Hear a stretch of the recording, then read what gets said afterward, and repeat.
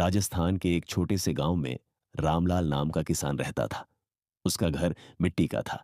छत पर खपरेल की टाइलें लगी थीं और चारों ओर खेतों की हरियाली फैली रहती थी। रामलाल का जीवन भले ही सादा था, लेकिन उसकी सोच बेहद गहरी थी। वह हमेशा कहता, समय ही असली धन है, जो इसे समझता है वही जीवन जीतता है। बचपन की सीख रामलाल ने बचपन से ही कठिनाइयां देखी थी। उसके पिता एक साधारण किसान थे, जो सूरज निकलने से पहले खेतों में पहुंच जाते और देर रात तक काम करते। वे अक्सर उसे समझाते, बेटा, वक्त को बर्बाद मत करना। समय निकल जाए तो पछतावे के सिवा कुछ नहीं बचता।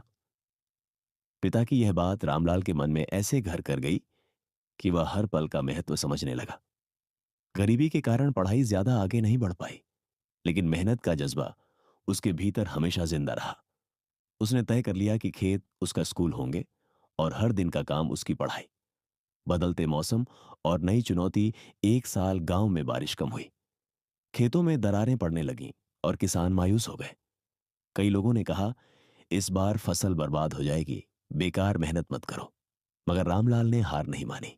उसने सोचा, अगर वक्त पर कोशिश नहीं की तो जिंदगी भर पछताना पड़ेगा। उसने पुराने कुएं की मरम्मत शुरू की, नहरों को साफ किया और पास के तालाब से पानी लाने का इंतजाम किया। धूप में पसीना झड़ता, हाथ छिल जाते, लेकिन उसके कदम कभी रुकते नहीं। वह मानता था कि वक्त का सही उपयोग ही भगवान की असली आराधना है। परिवार का समर्थन। रामलाल की पत्नी सरला अक्सर उसकी चिंता करती, इतना मत काम करो, सेहत बिगड़ जाएगी, वह कहती। रामलाल मुस्कुराकर जवाब देता, मेहनत से मिली थकान भी सुकून देती है। अगर आज मेहनत करूंगा तो कल का दिन आसान होगा। बच्चे भी पिता को देखकर प्रेरित होते। वे खेत में उसकी मदद करते और पढ़ाई में भी लगन दिखाते।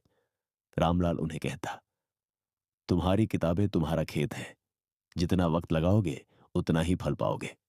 मेहनत का फल महीनों की लगन रंग लाई। जहां दूसरे खेत सूखे पड़े थे, वहां रामलाल के खेत में गेहूं की बालियां सोने से चमक रही थीं। गांव के लोग उसकी फसल देखकर दंग रह गए। वे पूछते, रामलाल, तुमने ये कैसे कर दिखाया? वह विनम्रता से कहता, मैंने बस अपना काम किया और वक्त को बर्बाद नहीं होने दिया। समय का सम्मान करो, मेहनत करो, बाकी सब अपने आप हो जाएगा। अप्रत्याशित सम्मान जब फसल मंडी में पहुंची तो रामलाल की उपज की सबसे ऊंची बोली लगी।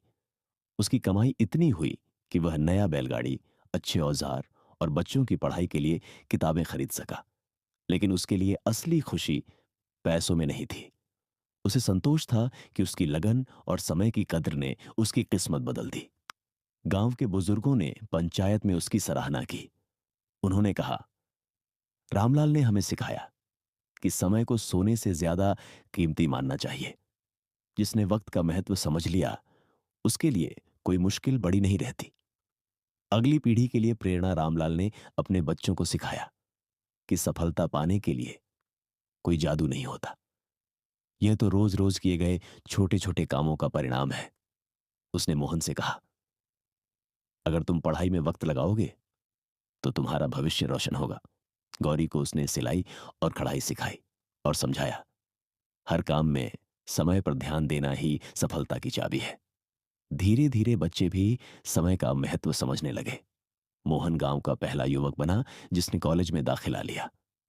गौरी ने अपने हुनर से छोटे छोटे ऑर्डर लेने शुरू किए। दोनों ने अपने पिता से सीखा कि वक्त का सही इस्तेमाल इंसान को कहीं भी पहुंचा सकता है। पूरे गांव पर असर। रामलाल की कहानी पूरे गांव में फैल गई। नौजवान अब सुबह जल्दी उठने लगे, लोग खेतों में समय पर काम करने लगे, बच्चे पढ़ाई में मन लगाने लगे। यहां तक कि कुछ लोगों ने छोटे व्यवसाय शुरू कर दिए। कोई डेयरी खोलने लगा, कोई सब्जियों की मंडी में समय पर पहुंचने लगा। गांव के लोग मानने लगे कि असली चमत्कार भगवान नहीं, बल्कि वक्त की कद्र और मेहनत से होता है। रामलाल का नाम एक मिसाल बन गया। जीवन का सार। रामलाल का जीवन सिखाता है कि वक्त और मेहनत का संगम चमत्कार करता है। समय को सही दिशा में लगाना केवल घड़ी देखने का नाम नहीं, बल्कि अनुशासन अपनाने की आदत है। जब इंसान हर पल को महत्व देता है तो परिस्थितियां चाहे कितनी भी कठिन क्यों ना हो, रास्ते खुद ब खुद खुलने लगते हैं। वक्त को पकड़कर मेहनत में ढाल दो तो किस्मत भी तुम्हारे साथ चलती है।